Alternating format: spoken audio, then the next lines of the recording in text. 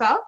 So welcome to the Because Life Can't Wait Telesummit. I'm your host, Angela Wills, and I'm super excited to have you guys here listening. I'm super excited to have Connie here talking about doing what it takes to be successful in your business. And these sessions are all about a laptop lifestyle, and I know Connie's going to share some awesome stuff for us today. So I want to say, also I want to tell you guys how I met Connie, and I don't even know exactly where we met, but we met through like a lot of mutual friends, I think. Connie, yes. Would you say so? Yes. Yeah, and then we got to meet in a live session that Kelly, like a live conference that Kelly McCausey did, and I had my baby girl with me. I think she was just like 4 months old at the time, and really living the laptop lifestyle myself with a new baby in my arms as I went out and made some connections and met some awesome people like Connie at that event. And so we met in person, like I've met a lot of people who are part of this session. And I saw your, I think it was a keynote at NAMS. So we met there too. Yes. Yeah, we did meet there. So that was before. That was before that. Yeah, and so I know you have tons of value to share. So I'm super excited and super appreciative of you being here. And so I'll just let you go ahead and introduce yourself. Well, thanks so much for having me, Angela. I'm thrilled to be a part of this. Again, I'm Connie Ragen Green, and my story is that I'm a former classroom teacher. So for 20 years, I taught kindergarten through 12th grade, different levels, and 5th and 6th grade are really my favorite grades. They really related to how I taught, my teaching style and everything. And I love teaching, but I really wasn't earning enough money. I live in Southern California. So in my spare time as a teacher, and teachers don't actually have much spare time, I worked in real estate. I worked as a real estate broker and a residential appraiser.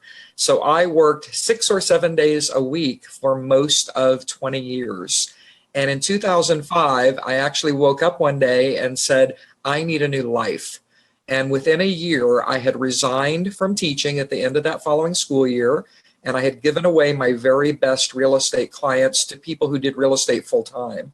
And I came online, my adventure began, and the rest, as they say, is history. That's awesome. Like nothing like taking action and making, I need a new life and I'm going to go get one. I love that. So, I mean, it's perfect introduction to the topic that you are going to be sharing with us, which is doing what it takes. And before we dive into that, I always want to invite people to share this session. So you can either share this session that we're doing or share a pinned post or make your own post, but share this on Facebook that you're here attending this event and use the hashtag #LaptopLifer. And I'm doing a draw for 3 months in my membership for anyone that I find who has shared that on Facebook. Cool. So I will appreciate anyone who goes ahead and shares this so that everyone can share in these awesome sessions.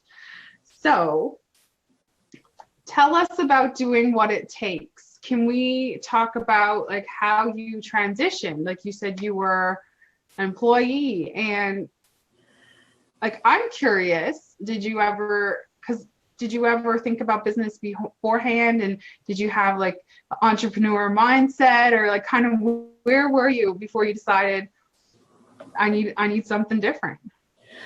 Well, that's a great question, and I think this topic is so important because the truth is, I never thought of myself as an entrepreneur. I knew what the word meant, but I never thought of myself as an entrepreneur. So with teaching, obviously, I was an employee of the school district.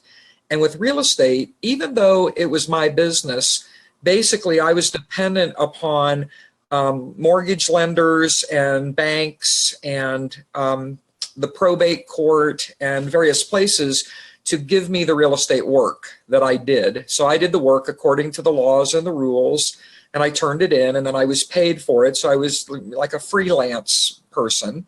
And then teaching, I was the employee there, but I really didn't have control of my hours or anything. Work like real estate work had to be done that day and turned in by the end of the day or first thing in the morning. So my mindset was all around me being able to do what I could do and earn money based on other people's schedules, other people's ideas, other people's everything. I couldn't be creative in the classroom or in real estate. For sure, you can't be too creative, or you might be doing something that's against the law. And so when I came online, I finally realized, oh, I'm jumping into entrepreneurship. So I have to think about it differently.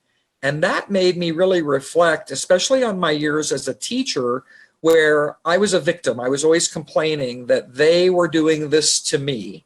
And it was very typical among the teachers, all of us, that they, being the administration, so the principal and the supervisors, the bosses, they were making us, the lowly teachers, do things the way they wanted us to do, when we really wanted to do things a little bit differently.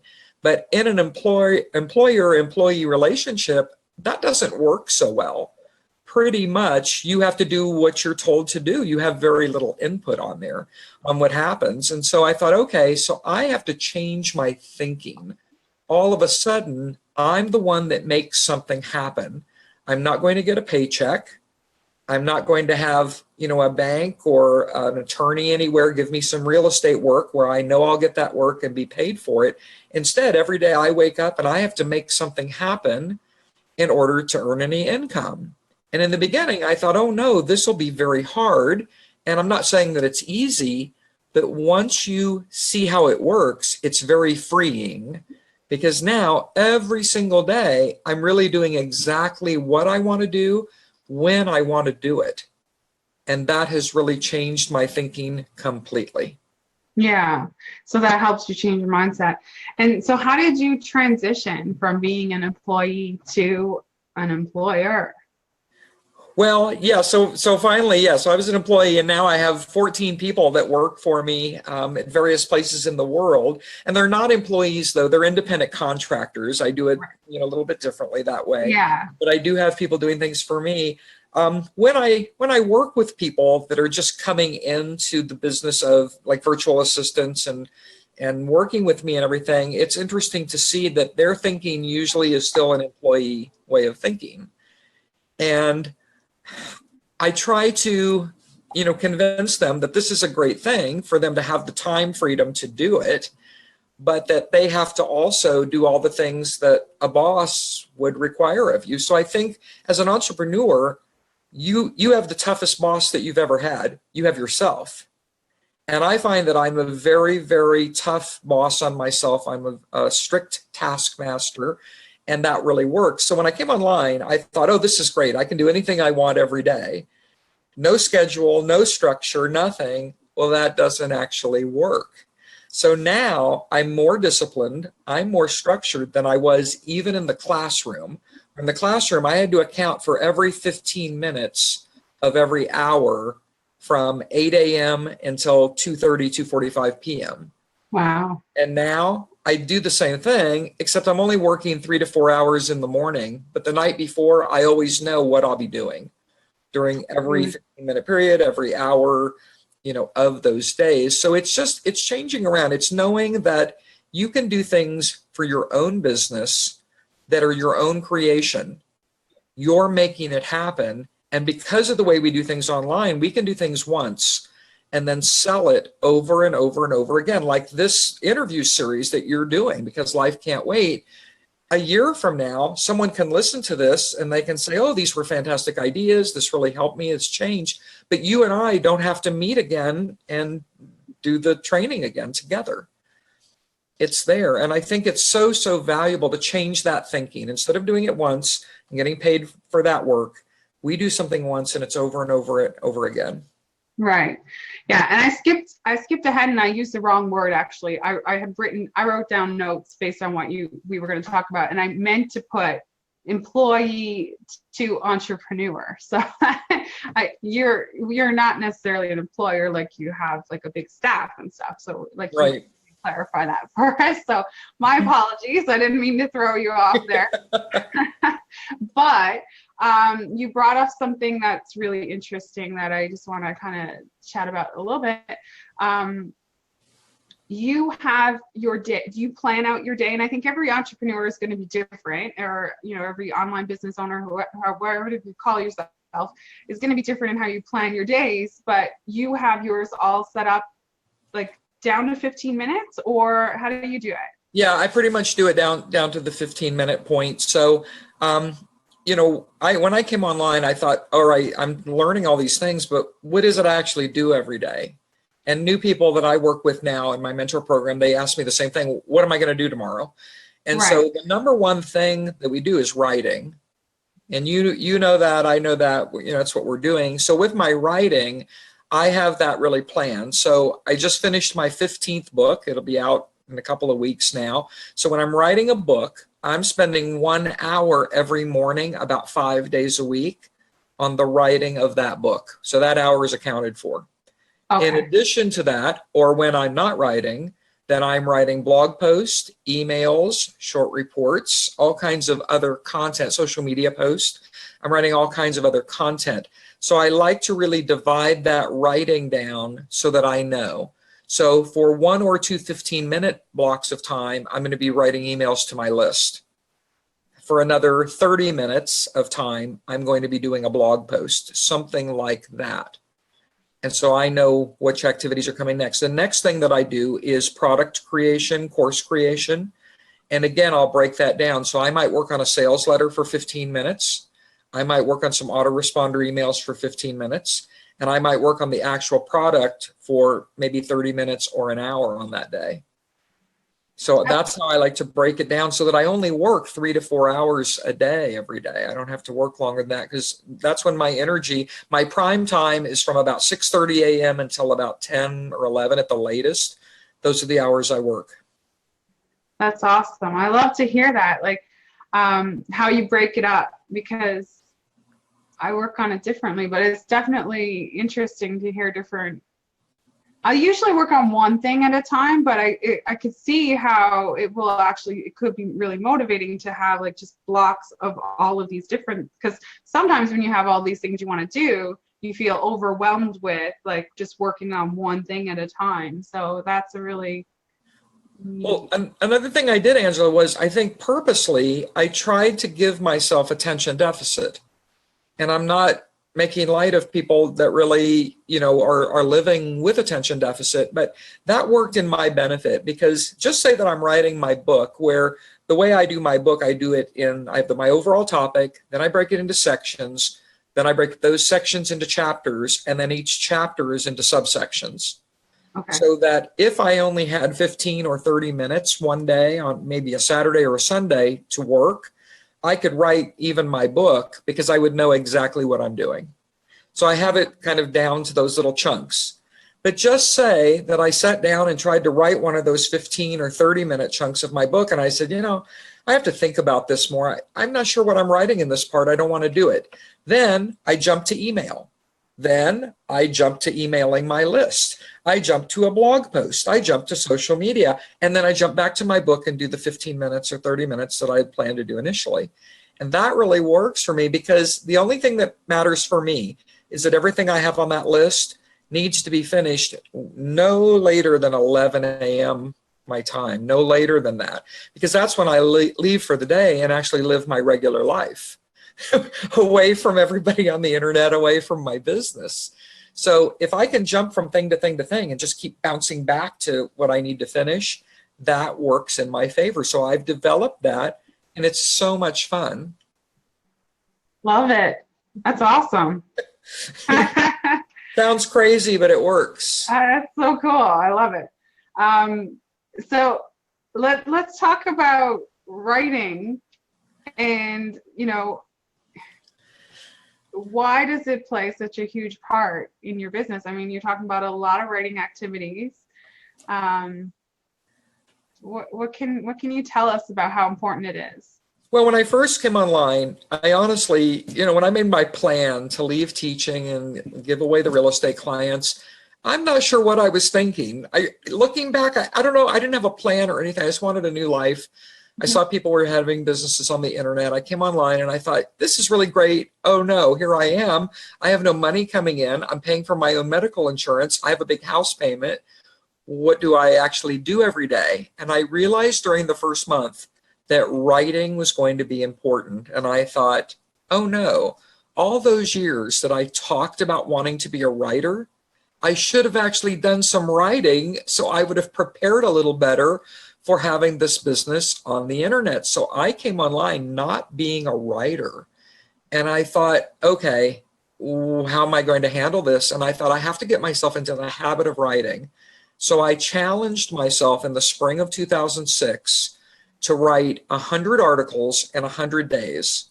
And this is back when an article was 250 words. We submitted them to the article directory. Some of those aren't even around anymore. And every day I wrote one. So Angela, I didn't write 100 articles in 100 days. I wrote 100 articles in 78 days. And I got myself into the habit of writing. And those articles are still out there. And if anybody wants to see them, I'm happy to send you exactly to where they are on the internet still. They're still there because I wrote about anything that came to my mind, any topic. And one article that still gets, well, a couple that are pretty funny to me that get more views than anything else. I wrote about swimming as a recreational sport. I wrote about that. And I wrote about cotton versus polyester. What are the pros and cons? Those two articles still get more views than almost anything else. But it got me into the habit of writing. And now, 7 days a week, 365 days a year, unless it's a leap year, 366 days, if I don't write in the morning before I do other things, before I leave for the day, it feels like something's wrong, that I forgot something or I lost my keys or my phone or something like that. So I turned myself into a writer, and that's how I've been able to write 15 books. I mean, I've written at this point 750,000 words. Wow. I mean, it's just amazing. Is that just in books? In books, and then also I'm counting blog posts. I have about 3,000 blog posts on my two main blogs. I have still articles, short reports, things like that. It's primarily the books though, because each book is 30 to 40,000 words right in there somewhere usually. So writing is important because people see you differently. You're perceived as more of an authority and an expert when you've written books, when you have that writing. It's your body of work. It's if we were to die right now, what do people look and see what we did? Oh, this person was writing. Like you've written so much. I love your emails. They're so well crafted. They flow so well. That's a beautiful body of work that you're putting together. Thank you. You as well. Wow, 15 and the 100 articles in 100 days. Did that happen to be like easy in articles? Did they do a challenge? That was easy in articles. Yes. So what I did was I would put it on my blog post or on my blogs first. Mm-hmm. Because we want our writing to be published on the internet on our sites first. So every day that I wrote, I'd put one on my blog, and then I'd go to Easy Articles and I would submit an article there. And I haven't submitted there in a long time. I did a little test to see if it was still worth it to do it, and that's all changed. Yeah, well, I used to do them too, and I think I did that challenge. And I don't even remember if I completed it, but I know I did have like 400 articles on Easy Articles. Yes. Yes. Yeah, because for a while that was really good. But see, we didn't own and control that site. Right. So that was a good lesson in do the majority of your work on a site you own and control. Mm-hmm.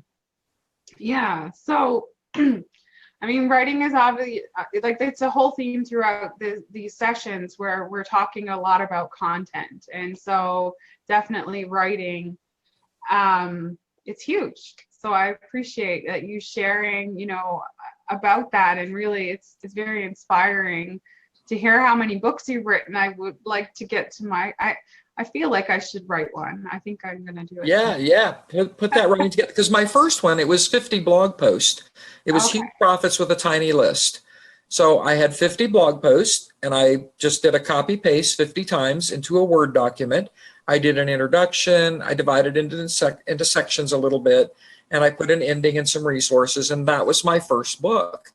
Nice. And I thought, gee, I can do this. I just have to refine my process a little bit. And I have over the years, but that first book came out in 2010 and really changed everything because all of a sudden I was invited to speak at bigger events and perceived in a very different way to people that were following me. That's awesome. We just had a comment from Linda who said, love to write, but will anyone be interested? And I wonder if you could address that. Like, how do you feel about, like, when you think about writing a book and think, is anyone going to care? Is that a common like concern of potential writers? I think it is of a potential writer in the beginning. And I think at some point you get like me where, see, I was someone I had very low self-esteem and no self-confidence when I came online because I had that victim mentality that the school district, they were doing things to me instead of me being a willing participant. And same thing with real estate. You know, the government, they're making these laws. It's unfair. We can't do our work. You know, I had that kind of mentality. And when I came online, I thought I've got to build up my confidence. So now I kind of suffer from overconfidence. And so I feel that if I write something, that people will see that I wrote about it and they will know that they need to be interested in that topic. So this latest book is Rethinking the Work Ethic, Embrace the Struggle and Exceed Your Own Potential. I want people to see that title and say, you know, I do need to rethink my work ethic. Let me see what she means by embracing the struggle. Let me read that. So I think finally that you trust yourself, that you're going to write something that people will be drawn to and that they will benefit from. And that's just, so you have to just write what you know is good information. Absolutely. I think that's awesome advice for writing, for building your business, for serving your customers. Like that's the perfect like answer to anyone who's saying, you know, can I provide a service to people? So find something that you know, that's because it comes from us, right? We have to, like, if we don't believe in our own ability, if we don't think we have something of value, then, I mean, how do you expect to convince someone else of that? And it's not a whole lot of convincing if it is of value. Like, it's not about just, we're not out to like suck them in, we're out to provide value. Yes, because it's all about serving other people. And I think also, you know, if you have the experience, like I had the experience of being a teacher for 20 years, and then also as a parent, and you're a parent, and, you know, people out there, if you're a parent or if you're not a parent, if you've been around children in your family or neighbors or anything, a lot of times you have to on the spot convince them of your idea. You're going to do something, and who knows what your real reason is. Maybe the time isn't right, or you don't have the money or something, but you have to convince them that they're going to do this with you instead of that. You know, maybe they want, like in California, maybe they want to, like my students were very poor. So their families, they didn't take them to Disneyland because they didn't have money to go to Disneyland. That's very expensive. So they would tell them, no, we're going to go to the beach because our family feels that that's more important. So then the child buys into that and they go, yeah, we don't go to Disneyland. We go to the beach because our family can be together and we have the ocean. So I think if you can be persuasive with people, and with children, it's a great test because they're so wonderful. They're so wide-eyed. They're open to our ideas. Then it's the same thing when you're sharing value with people. You're going to convince people that your idea is something that they need to take a look closer at. You're going to give them this information rather than that information, and this is your reason why. Yeah, and all about providing that value, which, I mean, you absolutely do. So thank you for sharing all of that, and we have more.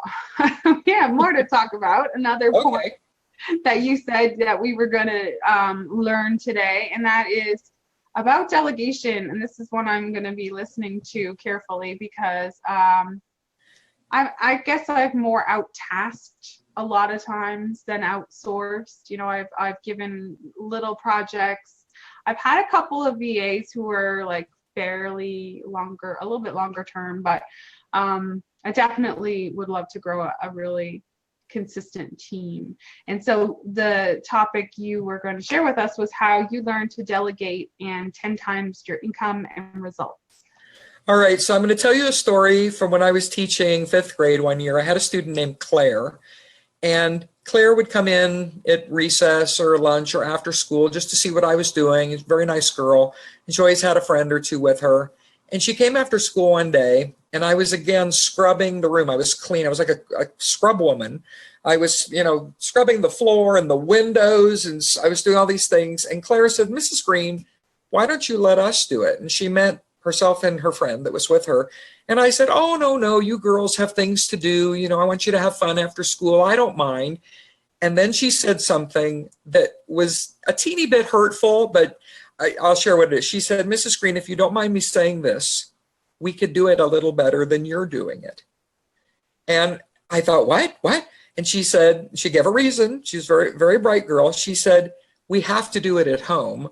So we have years of experience cleaning. So we know you don't do this every day like we do. And because of that, we do it. And I said, but wait, if you do it at home, why would you want to do it here in our classroom? And she said, because it's different. It's not at home. It's our classroom. And I got up off the floor. I handed her all my materials, my broom and my scrub brush, and I handed the other girl the bucket. And I said, well, all right. And I went over to the office, and I took a little break and had some juice and everything. And I came back, and they were busy at work, and she was so right. They were doing much better than I could have done. And it wasn't a good use of my time. So when I came online, I thought, okay, in the beginning, I really can't afford to pay people to do a whole lot of things for me.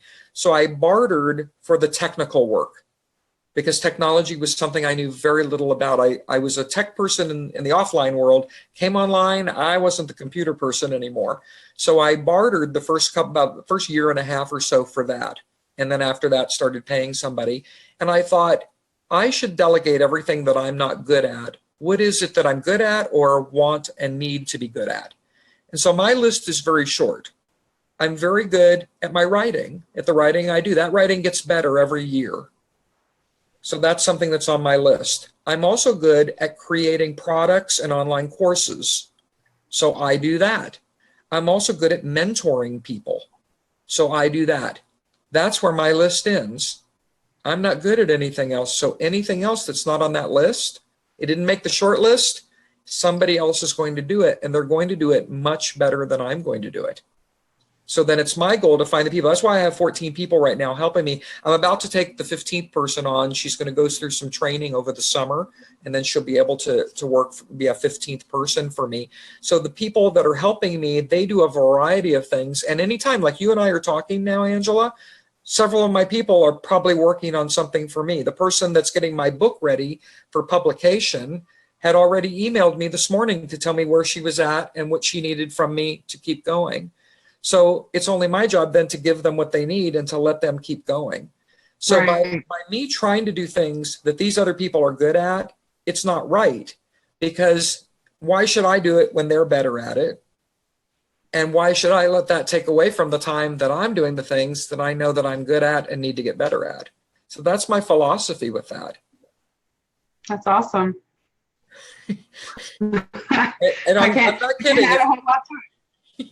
If Claire hadn't done that after school that day, way back in the 1990s was when that happened. If she hadn't done it, I probably still would be arguing for my limitations of various areas of this business. Yeah, I hear ya. I'm not there in terms of doing it. So I can't even, but I absolutely think that is so smart. I need to do more of that, and I need to do more of stuff. Well, the thing with me is,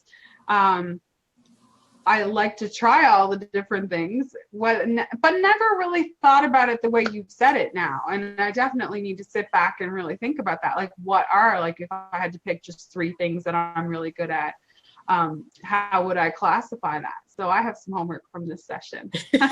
Okay, good. So you're very good at interviewing. You're very good at what you're doing right now. So in a million years, you wouldn't let someone else do it. Okay. Because you're the star. You're the one that does this extremely well. So if you think of it in that way, what are those things? And also, if you have like a little frustration over something, and so I can do more technical stuff now than I ever even thought I could do, but I can only do so much. And when I get frustrated, I know I'm doing something that it isn't in my wheelhouse. There's no reason for me to continue. I need to turn over that task, that project, to the person that's good at it and loves doing it. They're playing at something I'm working and struggling at. Right. That's an awesome tip. Yeah. So Linda said, wow, that's a really great way to look at things. And April said of your comment before about the children, I think in convincing them or telling them, good things that they should be doing, like going to the beach. April's comment was, I love that about the children. So just so you know Thank you to both of you. And thank you, everybody. Make sure you're still like giving hearts and likes, because I did make these public, so people will be able to see that we're here as well. So if you guys like what Connie's saying, give us some hearts and likes. But did you have anything else to add? Because we've gone through like all of the session topics, and then I have one more question for you after, but if you have anything you wanted to add, for sure. Well, what I want to add is that you're going to be giving away something fantastic of mine, and we've both been super busy with things, so it's not going to be ready like this minute, but by the time people are watching, it will be. And if they go, not now, but in a few minutes, well, in a little bit, if they go to connieloves.me/Angela Wills, your whole name, there will be a special surprise from Angela to something of mine at no cost. And it'll be wonderful, I promise. Thank you, Connie. You're welcome. Yeah, and that will be linked in the video. So I'll have like a description on top of the video. I'll edit that up. It'll be there. If you're in the Facebook group, there's going to be a document with all the speaker gifts that everybody is giving away for this event. So, and I'll be emailing the link out and all that stuff, so they'll be able to find it. So I have a surprise question for you. All right, I'm ready. I love surprises. Yay. And I love asking this question. It's been fun. So I've been asking everybody so far what they love about the laptop lifestyle. Oh boy, I love the, of course, the time freedom and the financial freedom, of course. But I'll tell you, it's opened the doors for me to do a lot of volunteer work, a lot of charity work that was not part of my previous life, and is something now that I really have a heart for and look forward to. So I do work with a variety of organizations, and I'll just tell you about the newest one that I'm getting involved with. It's a program for local high school age kids that find themselves at a party or at someone's house, and they've had too much to drink, or they're somehow impaired, and they don't want to call home because they're going to get a lecture, and that's going to turn into something that is not happy for them. And so this is an organization where they can call, and all they say is, I need a ride. And someone will come and give them a ride, because deaths from drinking and impaired teens, those numbers are going up in many places. And in one of the cities where I live, the number's going down because of this organization. So this is something that I'm getting very, very involved in, especially over the summer. And I'll be, helping them get more publicity and actually doing the work. I go in and do the training. I'm doing that this week. And I go in then and do the work. And I think it's a fantastic thing. So it's kids helping kids, teens helping teens. There's no judgment. You call, you say that you need a ride. One of the teens will come, and they come in pairs. They come, they pick up the person, they give them a ride home, and that's it. So that person's life is saved. And being able to be a part of so many diverse groups, I do all kinds of things, and some of it's international. This just happens to be a local one. This is what I love about the laptop lifestyle, because if I had any type of structured job, I wouldn't be able to be a part of anything that I'm doing. I really wouldn't. So that's how I feel about that. Amazing. Awesome. So great. I love it. I love hearing the answer to that question too. I used to do something similar on my podcast where I used to ask people why they love their business, and it just was so fun. So I'm so glad I get to do it again. Yes, I haven't had podcasts in a long time. Yeah, thank you for asking. Awesome. So I so appreciate you being here, and I want to say thank you. You're getting lots of hearts and likes. I know you can't see all the awesome people in the group watching us, but we're getting lots of hearts and likes, and you can also, check that out later if you want. And thank you so much, Connie. I really appreciate it. Thank you, Angela. Take care. You too. Thank you, everybody. We'll see you on the next session. Thanks, everyone.